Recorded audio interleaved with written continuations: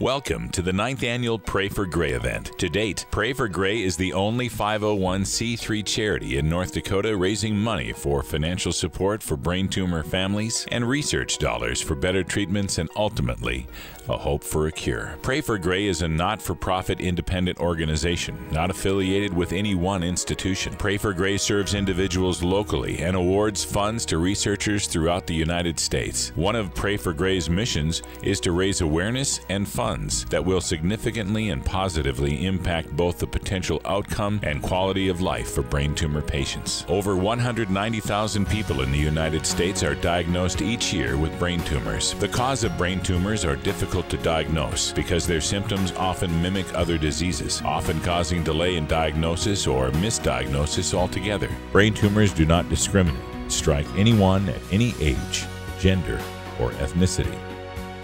Tonight, Pray for Gray would like to recognize the courage and determination of 3 amazing individuals. As someone who is a true warrior and has a career of being a father, a military member, and a Moorhead police officer, and one who serves people in the community, Brad Shank's own health became a concern at one point when he started having difficulties with word finding and reading.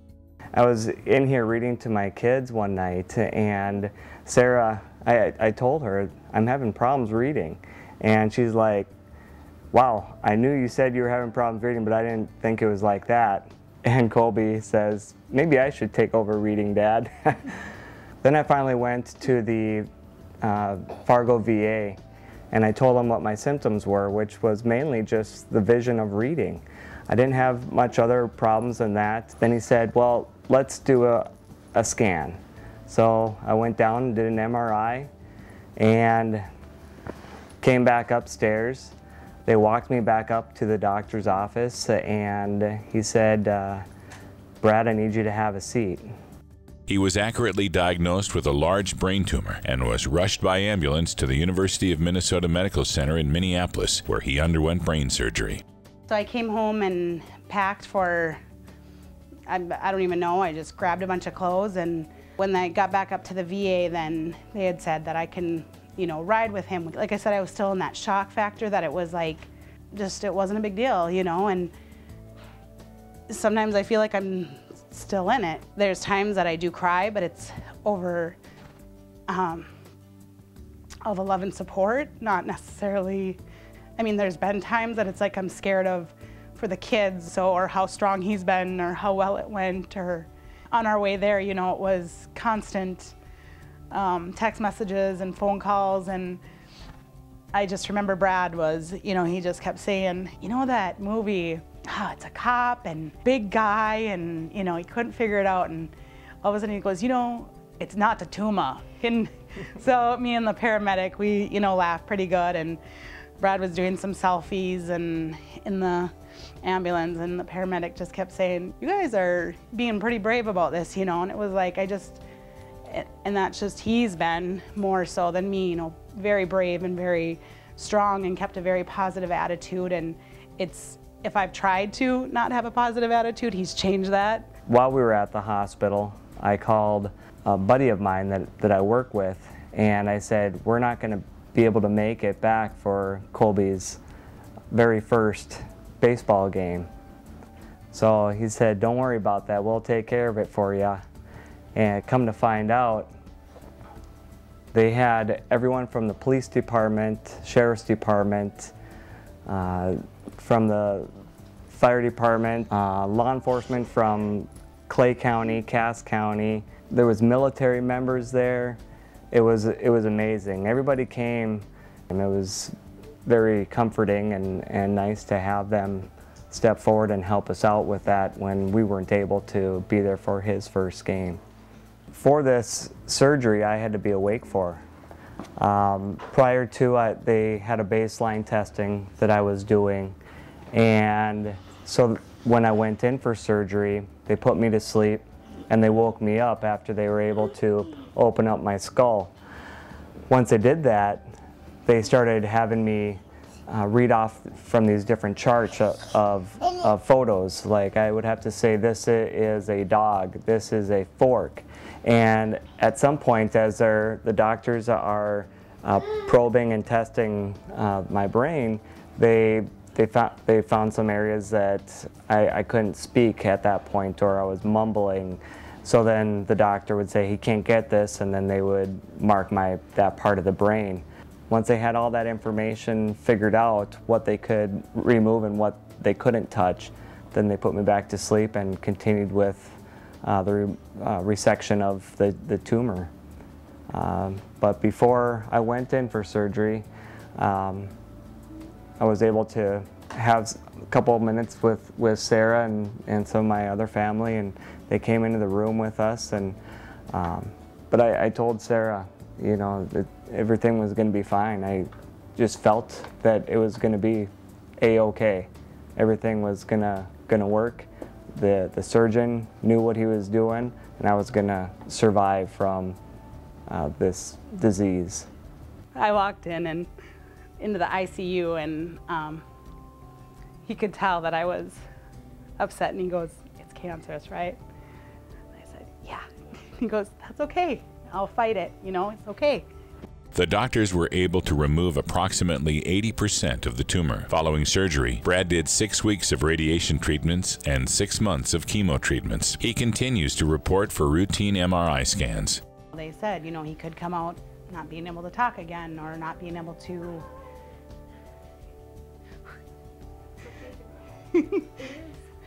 just, you know, you just don't know what to expect. And so he had to show me everything and passwords, and we wrote everything down. And so Mom. It's really a life-changing experience, and it's been a journey that my family and friends and co-workers and people that I don't even know, they came to help us out, whether it was making us a meal or going to a benefit that I had going on. You know, people just came out of the woodworks just to help us out. It was amazing, and I'm grateful for it. It helped us so much. When they went to the cities, I stayed with my cousins, and I woke up one morning and she asked us if we wanted to go to the cities. They said we were gonna come visit my dad, and once I saw him, I asked if I could stay with him for the next 3 days, and he said yes. Or every day I would wake up and we would walk over there, and I would hop in bed with him and snuggle with him and watch iPad with him. Yeah, it was great having him there. And when I saw him come around the corner in the hospital room, I didn't know he was going to be there. It was a shock and a surprise. I was very happy to see him. I'm a police officer, and with the work that I do, the doctors did not want me to go work out on the street. They just told me that I need to be on a medical leave right now until I'm done with all my treatment, and at that point then they'll reevaluate. My training through the military and law enforcement, my whole life really brought me to this point that really helped me push through this difficult time, and I've been able to stay strong and not let it get me down at all. I've pushed through it. Brad feels totally blessed to have the support and strength of family, friends, doctors, nurses, and God. His motto is never give up, dig deep, and be a hero. I don't know if I would be at this position today with a brain tumor and be as successful as I am pushing through all this without my family. It's been amazing and a trial, but they've been there for me, and it's been kind of a journey that I don't ever want to go through again. But I'm happy that I did go through it, because it really opens my eyes to the love and support of everybody and how they've come to help me and my family.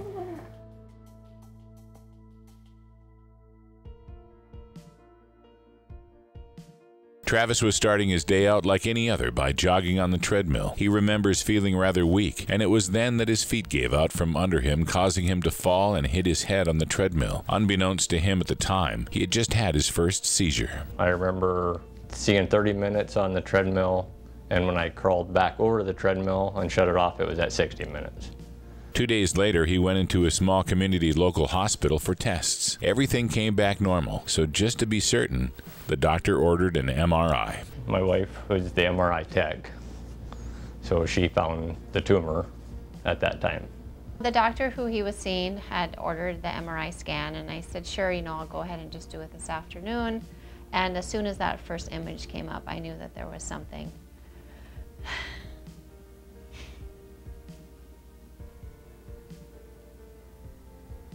That shouldn't be there. And the scan was ordered without dye, and I knew that he needed dye to find out if it would enhance or not. So I called the doctor and I said, we're changing the order. We're gonna go ahead. He's got something in there.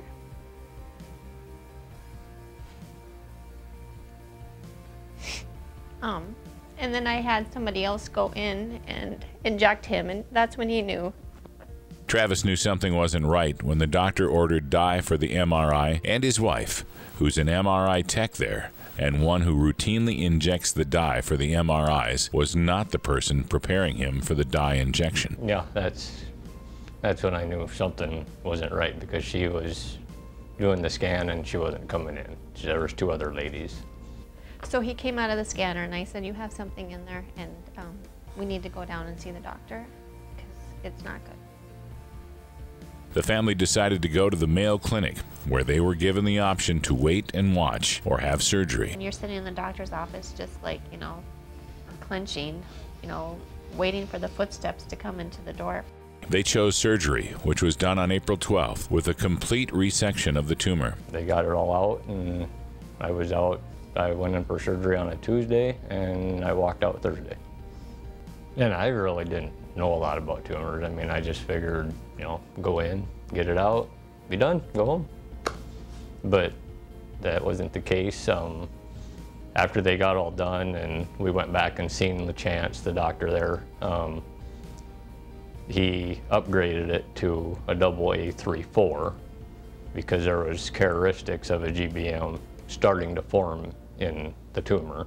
His next 6 weeks were followed by radiation, followed by 6 months of chemo treatments. And I finished Christmas Eve, which was a real thankful day for me.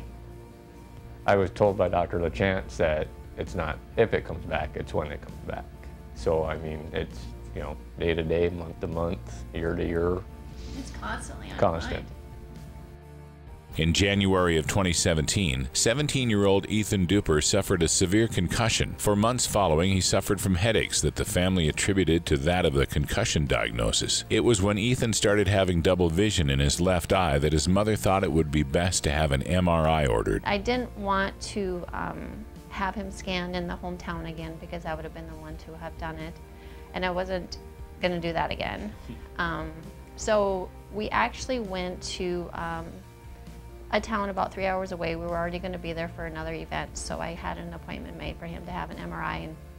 And where we were sitting compared to where he was having his MRI, I could hear the tech talking, and they were really trying to get a hold of his doctor back home. And I thought, well, being in the medical field, I know that something just doesn't seem right and it's just not adding up. So he got done, and we were 10 miles out of town, and we were actually eating at another restaurant, and we got the phone call that he had a brain tumor. However, they said that the report said it was either a glioblastoma or a astrocytoma in his temporal lobe. So I'm outside of the restaurant and I'm talking to the doctor, and I'm just like, I can't believe we have to do this again.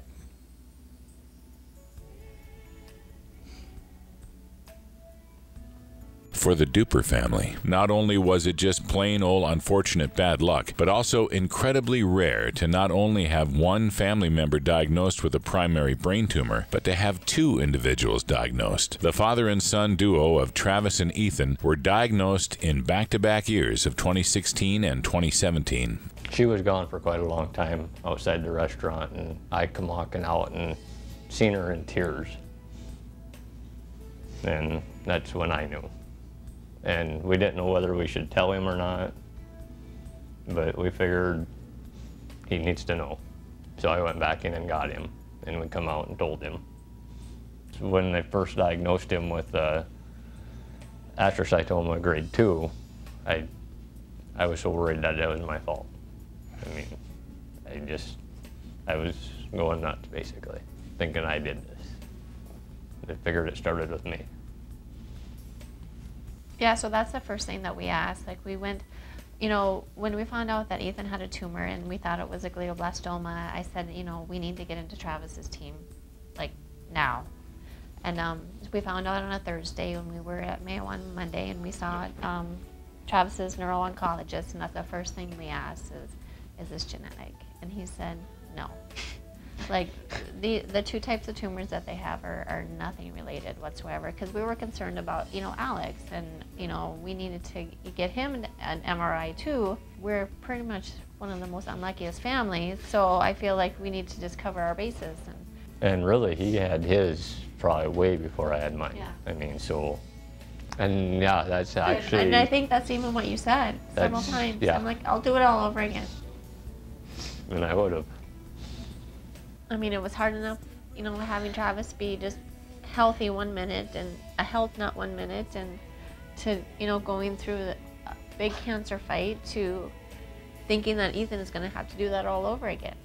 I mean, how fair is that for my son to have to go what my husband went through, you know? It's been pretty hard because we just got done with Dad's and everything. Just to find out that now my brother has it. It just...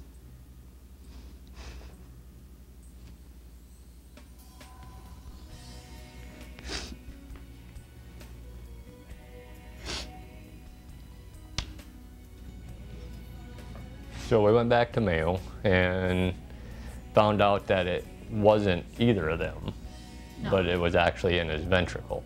And it was, there was 5 or 6 tumors, and they clustered to be about the size of an egg.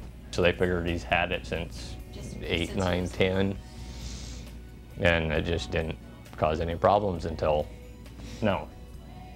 At the time, it was 3 different types of tumors. They didn't know which one it was going to be. 2 were benign and 1 was cancer. So of course, we're praying to God that, you know, it's benign. Day of surgery, he went in. The surgeon came and talked to us and said, you know what, this looks like a little bit more complicated of a surgery than I originally thought it was going to be. But he said, I think, you know, it's going to be a successful one.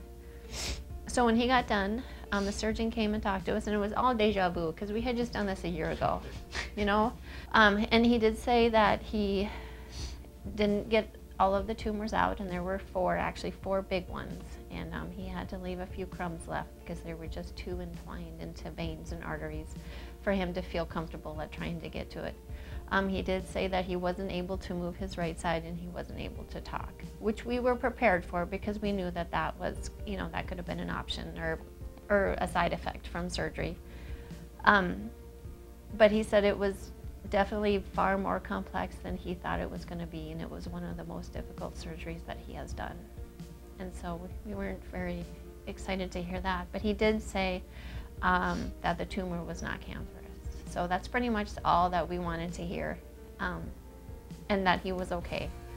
So we were just waiting for, you know, the final pathology report, and it came back as a giant cell astrocytoma. Days would go by, and he went, nothing was coming, No. you know, and his right side wasn't coming, and it was basically He wasn't just able to speak. dead weight. And every day the surgeon would come in and say, tomorrow's going to be a better day, and tomorrow would come and go, and Nothing. and it wouldn't be the same. The day we left, Travis Alex and I went back to Hettinger. Yep. He finally spoke. Yeah, and they missed it. gonna miss it. But what were your first words? What happened? So I had to kind of start from the beginning because he didn't remember anything from the time after surgery.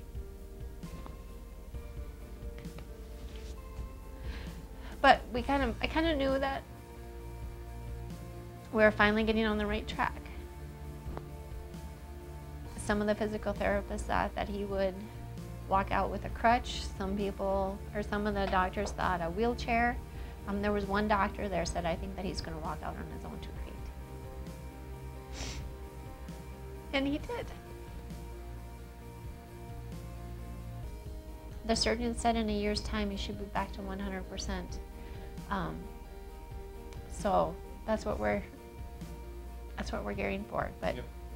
Like he can't play my senior year. So yeah. Football.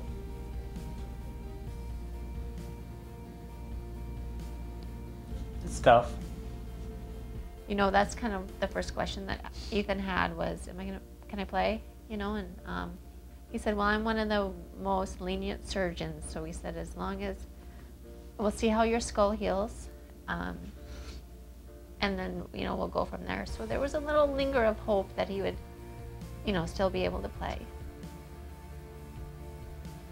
Because football was, you know. His passion. I remember going in before my surgery, and I mean, I don't remember caring. I thought, well, this is nothing.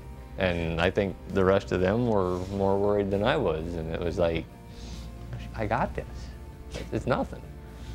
And when he had to have surgery, it was like, it hit. And your faith is definitely tested, you know. I mean, it was tested with Travis, and definitely tested with Ethan. And you know, I went to the chapel. They were leaving on a Sunday, and I told Travis, I said, I just need to step away for a minute. You know, and Mayo has this absolutely beautiful chapel, and I went there and I grabbed a box of Kleenexes and I just sobbed and I just said, I need you to give me something because I'm really losing it. You know, I'm losing my faith and I don't know where to go. And then, you know, they left on that Sunday, and that afternoon he talked, and I thought, thank you. I needed something.